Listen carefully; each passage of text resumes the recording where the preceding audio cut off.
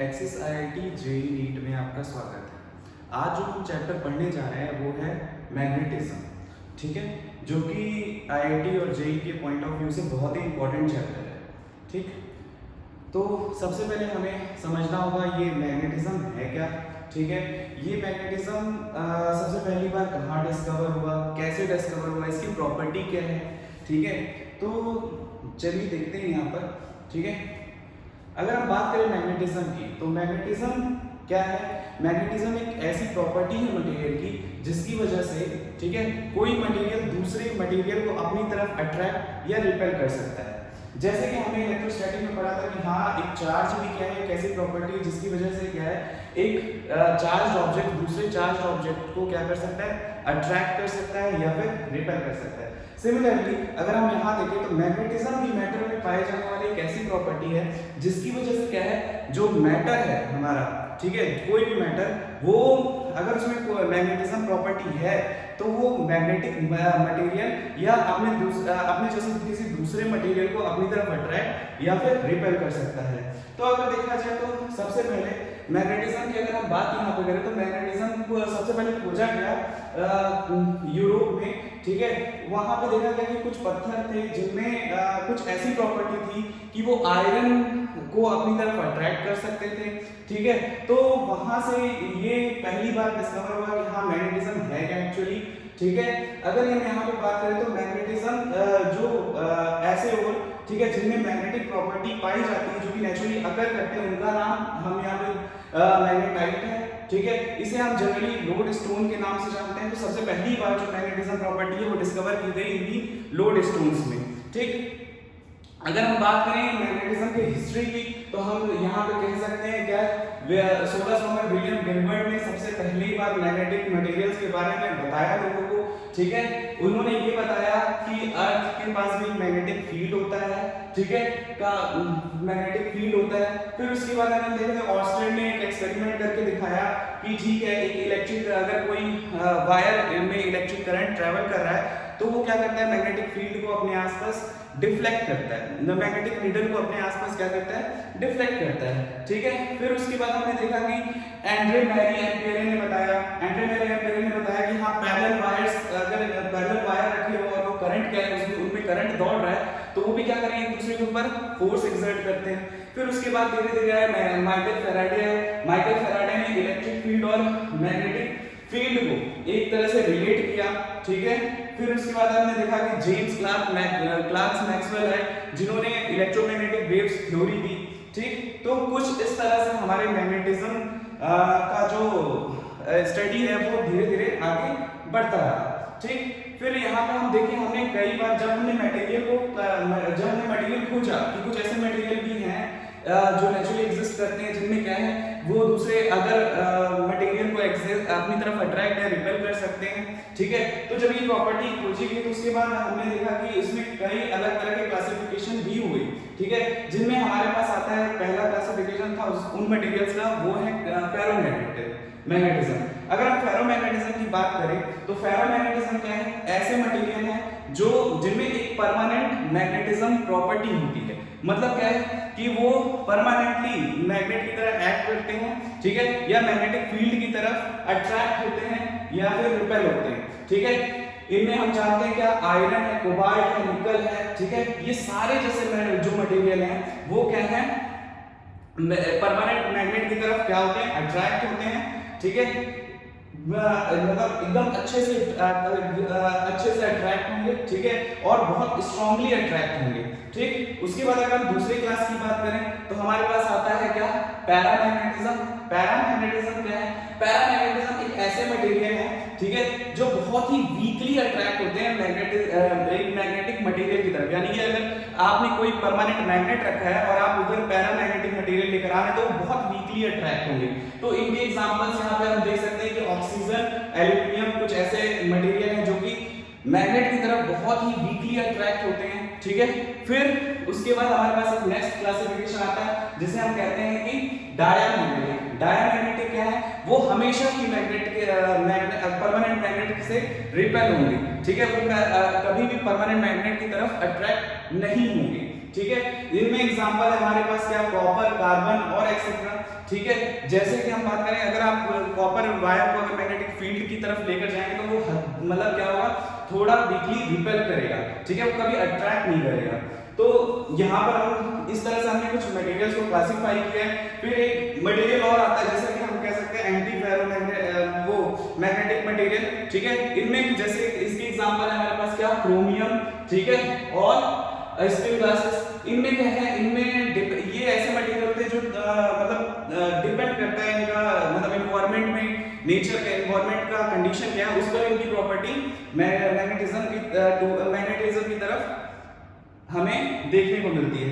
एक हमारे पास common misconception हमने देखा है यहाँ पर, ठीक है। वो मिसकंसेप्शन हमारे पास क्या है कि हम जनरली समझते आए हैं, मतलब अगर हम बहुत छोटी क्लास में देखते हैं हम समझते हैं कि यार कि ठीक है, छोटे जो क्या बोलते हैं, जो सारे मेटल है ना वो मैग्नेट की तरह एक्ट करते हैं, जबकि ऐसा नहीं है। हमने पाया कि कुछ मटेरियल ही हैं, कुछ मेटल्स ही ऐसे हैं जो मैग्नेट की तरफ अट्रैक्ट करते हैं, ठीक है। और हमने देखा हमारे पास एक और मिसकंसेप्शन, हम मतलब कभी-कभी हम समझते थे कि हाँ जो स्टैटिक चार्जेस है वो भी इंटरेक्ट करते हैं मैग्नेटिक फील्ड की तरफ, तो ऐसा नहीं पाया गया। हमने देखा कि अगर कोई भी स्टैटिक चार्ज है तो मैग्नेट की तरफ ना ही अट्रैक्ट होगा ना ही रिपेल होगा, ठीक है। फिर हम समझते हैं कि जो मैग्नेटिक जो पोल होते हैं, ठीक है, वो सरफेस पर होते हैं, जबकि हमने देखा कि मैग्नेटिक पोल जो होते हैं वो मैग्नेट के सरफेस पर नहीं होते हैं। अगर अच्छे से स्टडी की जाए तो हमने पाया कि जो मैग्नेटिक पोल्स हैं वो एक्चुअली मैग्नेट के इनसाइड पाया गया, ठीक है, मैग्नेट के अंदर पाया गया, ठीक।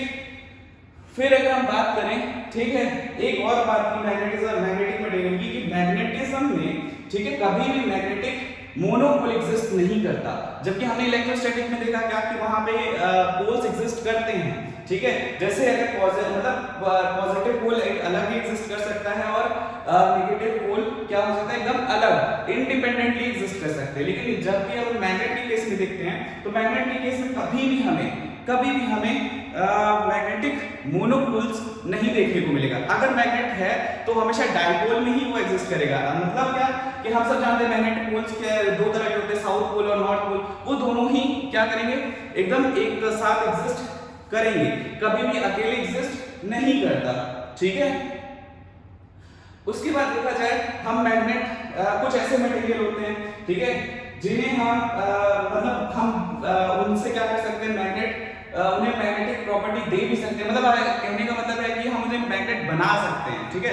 अगर हम उन्हें मैग्नेट बना सकते हैं तो वो क्या है, अगर हम देखा जाए तो अगर हम किसी मटेरियल को मैग्नेट बनाना चाहते हैं, किसी मटेरियल मतलब सब मटेरियल को नहीं, हम ये भी जानते हैं कि कुछ मटेरियल में ये प्रॉपर्टी इंट्रोड्यूस की जा सकती है।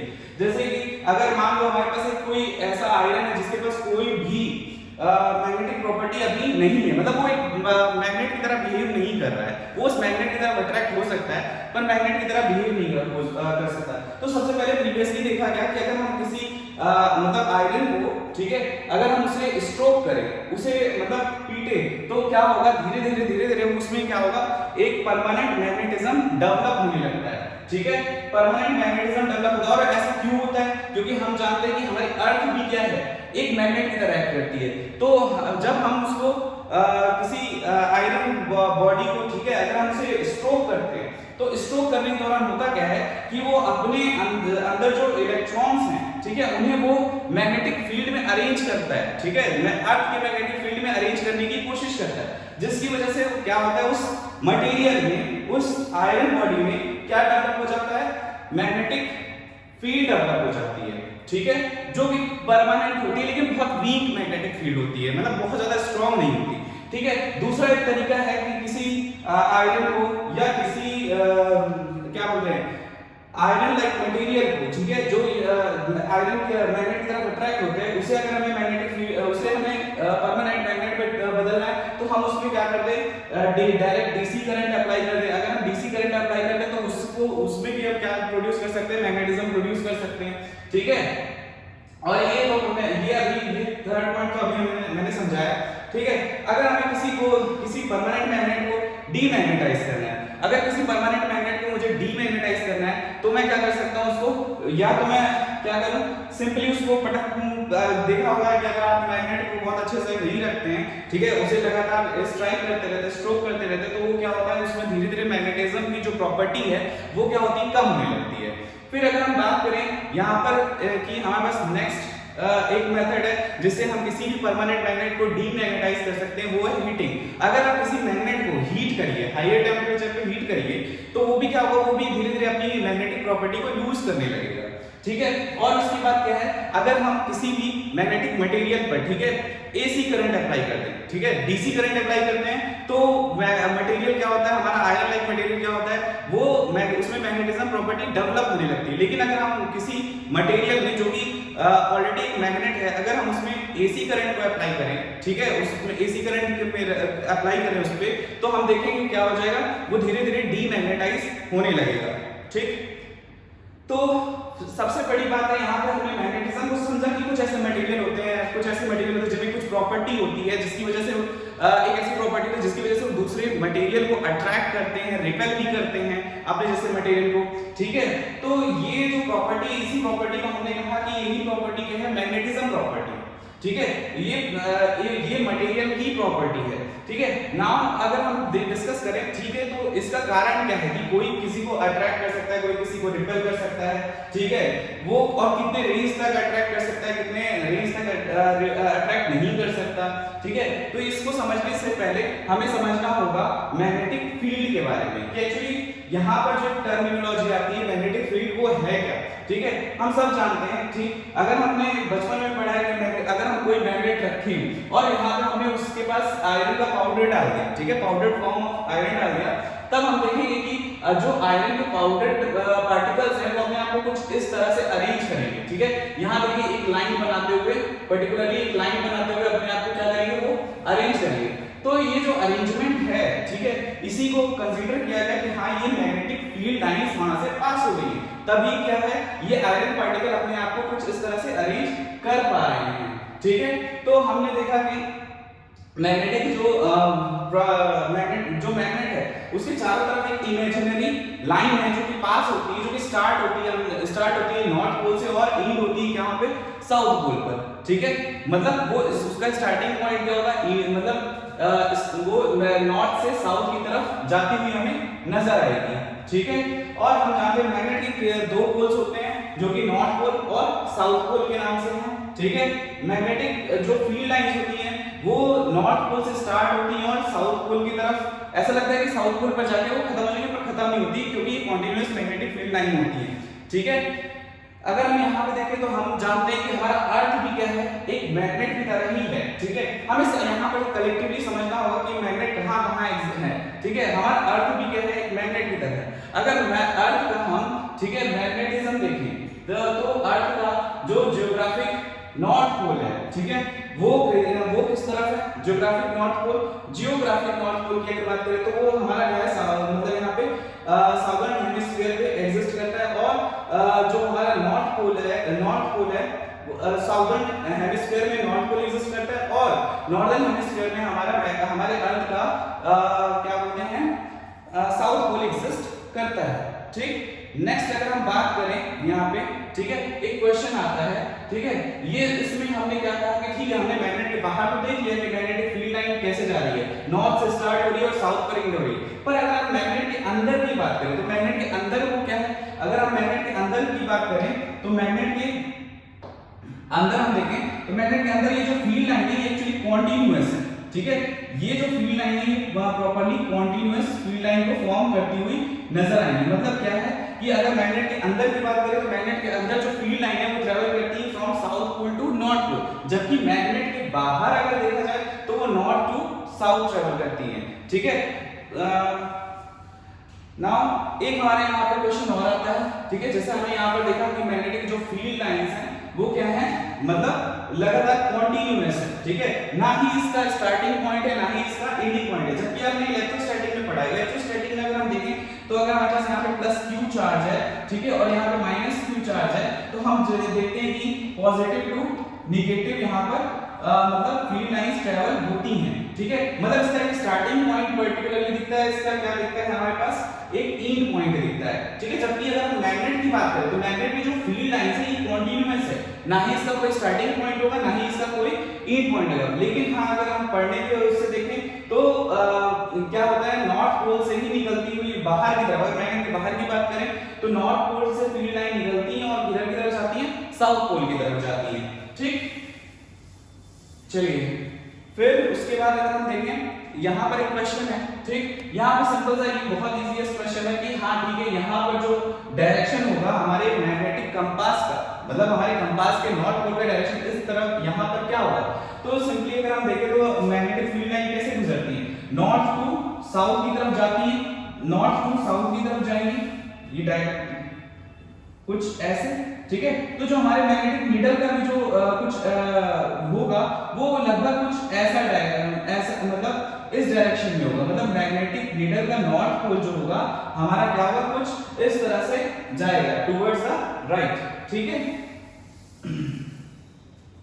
तो नेक्स्ट अगर हम यहाँ पे एक चीज देखें तो ठीक है, अभी हमने देखा कि मैग्नेटिक फील्ड लाइन कैसे ट्रैवल करती है, मैग्नेट के बाहर कैसे ट्रैवल करती है, मैग्नेट के अंदर कैसे ट्रैवल करती है, और हमने ये देखा कि मैग्नेटिक फील्ड लाइन का क्या है कि कोई भी एंड पॉइंट नहीं है, ना ही कोई स्टार्टिंग पॉइंट है, वो एक कॉन्टिन्यूअस लाइन है।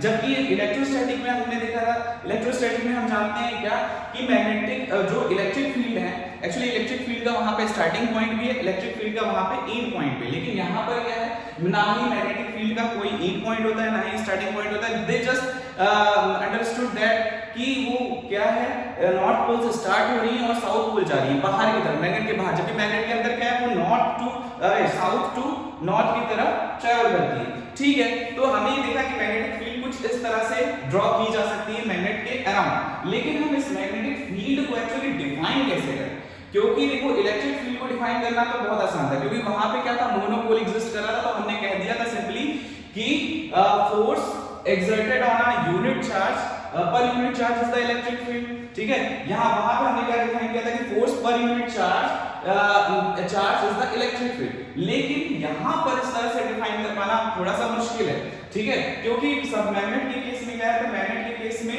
मैग्नेटिक मोनोपोल तो एग्जिस्ट करते नहीं है, जब करते नहीं तो हम उसको कुछ डिफरेंट वे में डिफाइन कर पाएंगे, ठीक है। तो आइए यहाँ पर हम समझने की कोशिश करते हैं कि हम एक मैग्नेटिक फील्ड को कैसे डिफाइन कर सकते हैं। सपोज आपके पास, ठीक है, एक आपने मैग्नेट की मदद से, ठीक है, एक यूनिफॉर्म मैग्नेटिक फील्ड जनरेट किया है, ठीक है, जहां पर अगर आप यहां पर देख सकते हो तो ये जो ब्लू लाइन है वो आपको मैग्नेटिक फील्ड की डायरेक्शन शो कर रही है, ठीक है। ये ब्लू लाइन क्या शो कर रही है, मैग्नेटिक फील्ड की डायरेक्शन, ठीक। उसके बाद अगर हम देखें ये जो रेड लाइन है, ठीक है, ये जो रेड लाइन आपको दिख रही है, अगर हम उसमें कोई चार्ज पार्टिकल लेकर जाए, ठीक है, सपोज कोई चार्ज पार्टिकल को मूव कराने की कोशिश करें, यहाँ हमने पॉजिटिव और नेगेटिव दोनों चार्ज पार्टिकल लिए, अगर सपोज यहाँ पर हम कोई चार्ज पार्टिकल को कुछ इस तरह से मूव कराएं तो हम देखेंगे क्या, ठीक है, इस डायरेक्शन में मूव कराने को, मतलब चार्ज पार्टिकल है, चार्ज पार्टिकल को हम मैग्नेटिक फील्ड में मूव कराने की कोशिश करें तो हम देखेंगे कि ठीक है, उसके ऊपर क्या है, एक मतलब फोर्स एक्ट करेगा।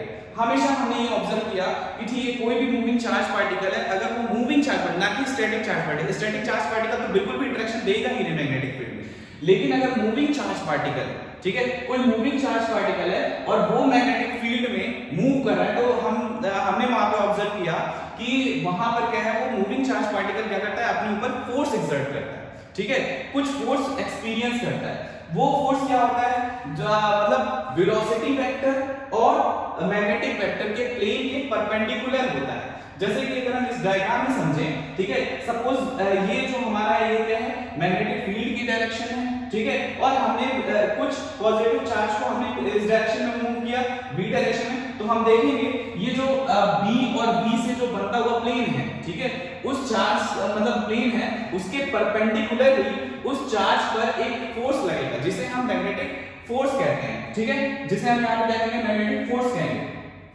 तो सिंपली अगर हम अपने ऑब्जर्वेशन से देखें तो हमने देखा, और हाँ हमने ये देखा कि जैसे जैसे अगर हमने अमाउंट ऑफ चार्ज बढ़ाया तो उस पे लगने वाला जो फोर्स था वो भी बढ़ गया, ठीक है। फिर अगर हमने जितना ज्यादा मैग्नेटिक फील्ड बढ़ा दिया, ठीक है, मैग्नेटिक फील्ड को बढ़ाया तो देखा कि हमने चार्ज के ऊपर लगने वाला फोर्स है वो भी बढ़ रहा है, ठीक है। यानी कि हम यहाँ पे समझ सकते हैं कि जो फोर्स जो मैग्नेटिक फोर्स लग रहा है किसी चार्ज के ऊपर वो डायरेक्टली प्रोपोर्शनल है अमाउंट ऑफ द चार्ज, ठीक है, चार्ज के अमाउंट पर डायरेक्टली प्रोपोर्शनल है।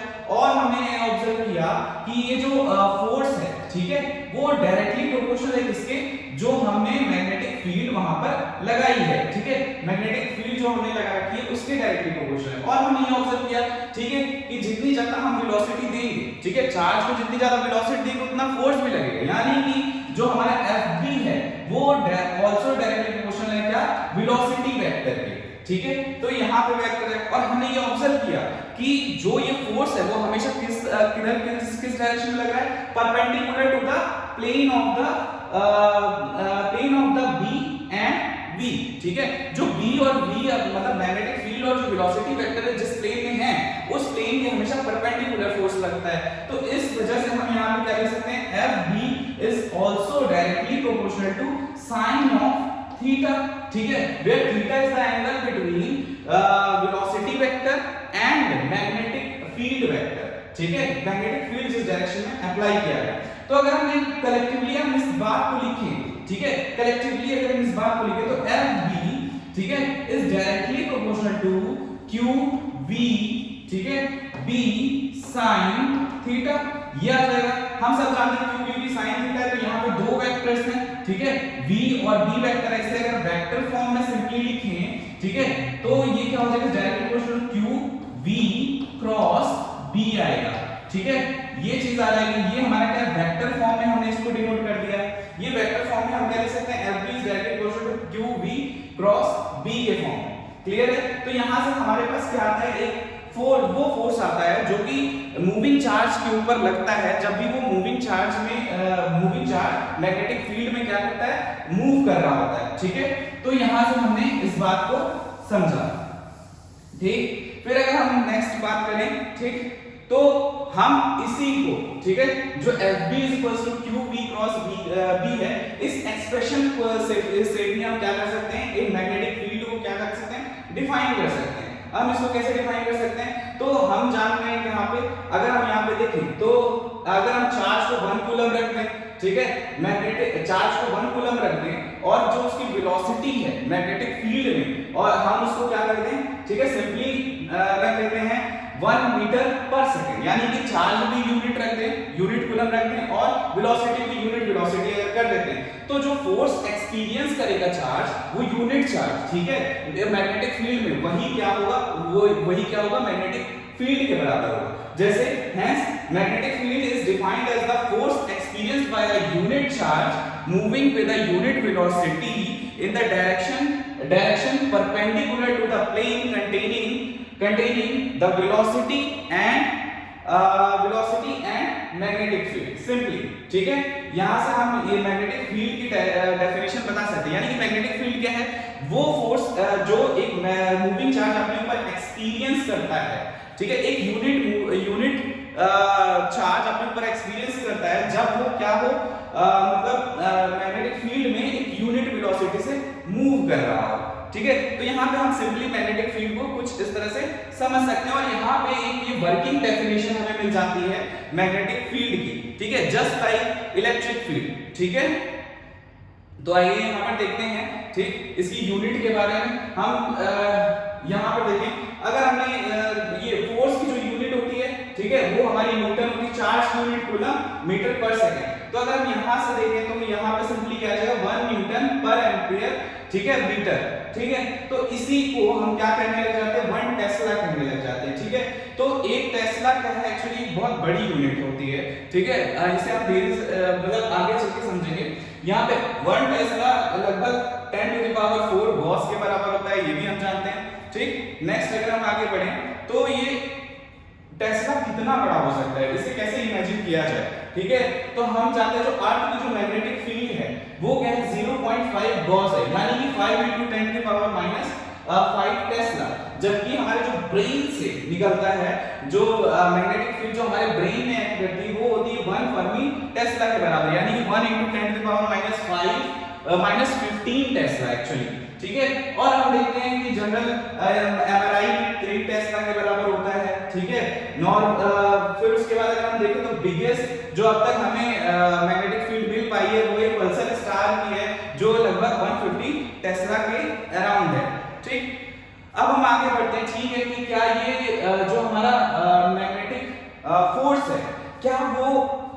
चार्ज की वेलोसिटी पर कोई इफेक्ट डालेगा या नहीं डालेगा।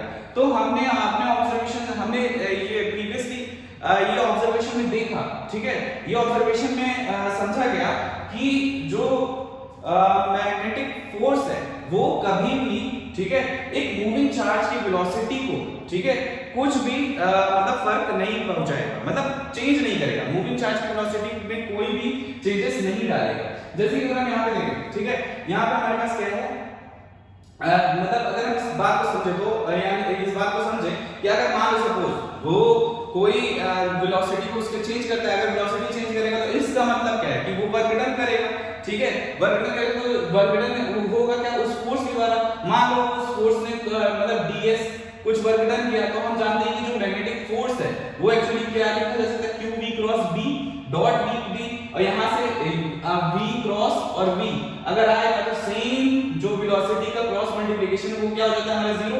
इसकी वजह से क्या होगा कि पूरा जो वर्क डन है वो जीरो हो जाएगा। तो हम समझ सकते हैं कि जो मैग्नेटिक फोर्स है वो ना ही मूविंग चार्ज को स्पीड अप करेगा, ना ही उसको उसकी स्पीड को स्लो करेगा, मतलब उसकी स्पीड में कोई भी अंतर नहीं डालेगा। यानी कि work done by the force acting on the charge moving in the magnetic field doesn't is zero, ठीक है, वो सिंपली जीरो होगा, जो वर्क डन होगा वो हमारा क्या होगा, जीरो होगा।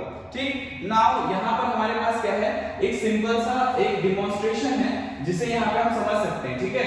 हम यहाँ पे देख रहे हैं क्या, एक सिंपल रॉड यहाँ पे हम देख रहे हैं, ठीक है, इसमें क्या है, करंट मतलब मूव कर रहा है, ठीक है, तो चार्ज मूव कर रहा है और यहाँ पे हमारे क्या है, मैग्नेटिक फील्ड लगा है। तो हमने देखा इस एक्सपेरिमेंट में कि जैसे ही हम यहाँ पे करंट पास ऑन करते हैं तो इस रॉड पर क्या है, ये रॉड पे क्या है, चार्ज फ्लो कर रहा है, चार्ज फ्लो कर रहा है, तो इसका मतलब क्या है कि इस पर क्या करेगा, एक मैग्नेटिक फील्ड में रखे होने की वजह से ये क्या करेगा, अपने ऊपर एक फोर्स को एक्सपीरियंस होता नजर आएगा। और जब फोर्स लग रहा है तो ऑब्वियस बात है ये आगे बढ़ रहा है इसकी वजह से, क्योंकि बिना फोर्स लगे ये आगे बढ़ ही नहीं सकता, ठीक है। तो ये इस डिमॉन्स्ट्रेशन से हम समझ सकते हैं कि कैसे ये क्या है, यूनिफॉर्म मैग्नेटिक फील्ड है, ये नॉर्थ साउथ मैग्नेटिक फील्ड ऐसे लग रहा है, ये मैग्नेटिक फील्ड में रखा हुआ है मैग्नेटिक फील्ड, और यहाँ पे क्या चार्ज रॉड में फ्लो कर रहा है। जब चार्ज रॉड में फ्लो कर रहा है तो इसका मतलब क्या, इसके ऊपर फोर्स लगेगा। और आप देख सकते हैं मैग्नेटिक फील्ड मैग्नेटिक फील्ड जाएगी तो कुछ ऐसे इस डायरेक्शन में जाएगी, ठीक है, चार्ज इस डायरेक्शन में, मतलब वेलोसिटी इस डायरेक्शन में, तो जो फोर्स भी लग रहा है वो इसके परपेंडिकुलर लग रहा है, ठीक है। फोर्स क्या लग रहा है, ये जो प्लेन बन रहा है इसके परपेंडिकुलरली फ्लो फोर्स एक्सर्ट कर रहा है, ठीक है। चलिए फिर हम एक डिमॉन्स्ट्रेशन यहाँ पे और देखते हैं, ठीक है, जंपिंग वायर का डिमॉन्स्ट्रेशन। ये जनरली MIT में किया गया है। यहाँ पर हम इस डिमॉन्स्ट्रेशन को यहाँ पे समझने की कोशिश करें, ठीक, तो ये डिमॉन्स्ट्रेशन, एक मिनट,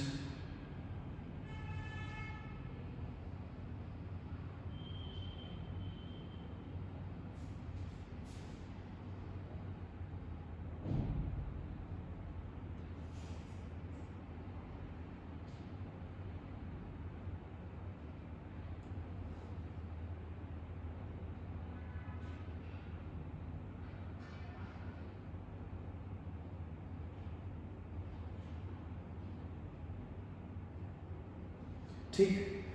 तो यहाँ पर जो हम ये डिमॉन्स्ट्रेशन हम देख रहे हैं, तो यहाँ पर हम देखेंगे कि क्या है, यहाँ पे एक स्ट्रॉन्ग मैग्नेट रखा गया है, ठीक है, जिसकी वजह से क्या है, इस गैप में क्या है, एक मैग्नेटिक फील्ड जनरेट हो रही है, मैग्नेटिक फील्ड जनरेट हो रही है। और हमने क्या किया, यहाँ पे वायर लिया है। वायर मतलब क्या, वायर में क्या मूव करेगा, मूविंग चार्जेस होंगे, ठीक है, मूविंग चार्जेस होंगे। अगर मूविंग चार्जेस के ऊपर कुछ फोर्स एक्ट करता है मैग्नेटिक फील्ड में, तो क्या होगा, वायर में डिफ्लेक्शन होगा। तो इससे हम समझ सकते हैं क्या कि एक मूविंग चार्ज पर क्या लगता है, फोर्स लगता है। और देखेंगे कि वो किस डायरेक्शन लगता है। एक्चुअली यहाँ पर अगर देखिए तो मैग्नेटिक जो फील्ड है वो आपका कुछ, जो हमारा मैग्नेटिक फील्ड होगा वो क्या होगा, कुछ ये देखिए यहाँ मैग्नेटिक फील्ड लगाया है। इस एक्सपेरिमेंट को समझने की कोशिश करते हैं, ठीक। नेक्स्ट, ठीक, ये देखिए ये वायर क्या हुआ, धीरे से जंप किया। तो इससे हम समझ सकते हैं कि मूविंग चार्ज को अगर मैग्नेटिक फील्ड में रखा जाए तो उस मूविंग चार्ज पर क्या लगता है, फोर्स लगता है, ठीक है।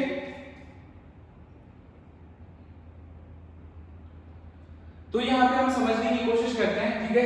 इसी एक्सपेरिमेंट को हमने यहाँ पे क्या ले रखा है कि यहाँ पर हमने मैग्नेटिक फील्ड ले रखी है, ठीक है। हम ये जानते हैं कि मैग्नेटिक फील्ड, यहाँ पे एक बात आपको बता दें कि जब भी मैग्नेटिक फील्ड को, ठीक है, डॉट से रिप्रेजेंट किया जा रहा है, ठीक है, डॉट मतलब क्या है, इनवर्ट द प्लेन, ठीक है, इनवर्ट द प्लेन।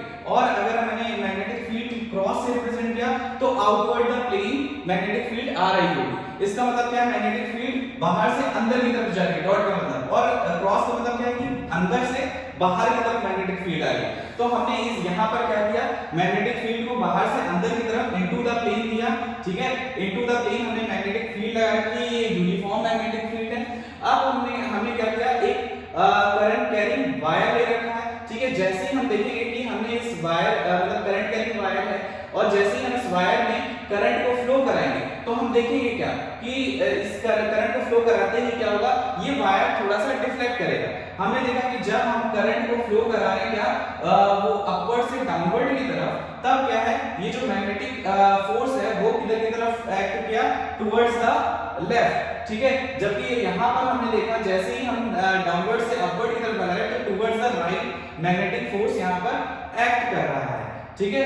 तो अगर हम यहाँ पे देखें इसको समझने की कोशिश करें कि ये हमारा मतलब इस पर क्या मतलब ये आया कैसे, ठीक है। तो हम यहाँ पे कह सकते हैं जो मैग्नेटिक फोर्स इस पर एक्ट करेगा वो total charge q v cross b के बराबर होगा, ठीक है। अब हम जानते हैं कि इस मैग्नेटिक, अगर हमने मान लिया कि ठीक है इस वायर की जो टोटल लेंथ है वो हमने मान ली L, ठीक है, उस वायर की टोटल लेंथ को हमने मान लिया L और इसके क्रॉस सेक्शन एरिया को हमने मान लिया A, ठीक है। सपोज n जो है हमारा, यहाँ पर जो n है वो नंबर ऑफ इलेक्ट्रॉन या number of charges per unit length है हमारा, ठीक है, पर यूनिट लेंथ है। तो जो टोटल चार्ज होगा इस वायर में वो क्या होगा, qn into am, ठीक है। सिंपली यहाँ पे क्या होगा, qn into am होगा, ठीक है। मतलब क्या एयर क्या वॉल्यूम इनटू वॉल्यूम मैंने मल्टीप्लाई कर दिया नंबर ऑफ चार्जेस और उसमें अमाउंट ऑफ द चार्ज, ठीक है, जो कि जनरली 1 इलेक्ट्रॉन के बराबर होता है, ठीक है। तो हमने जो टोटल हमें चार्ज मिला, हमने उस टोटल चार्ज की वैल्यू रखी है Vd क्या है, Vd ऑब्वियस बात है, हमने पढ़ा है करंट में कि वो जो भी चार्ज मूव करता है किसी वायर के अंदर तो वो एक ड्रिफ्ट वेलोसिटी से मूव करता है। तो यहाँ पर जो Vd है वो ड्रिफ्ट वेलोसिटी है, ठीक है।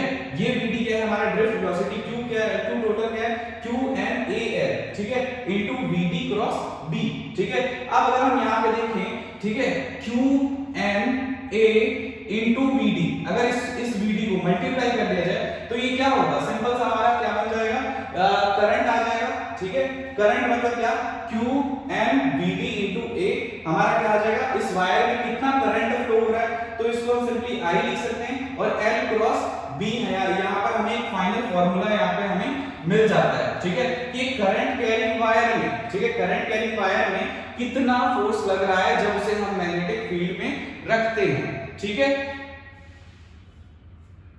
ठीक है। Thank you.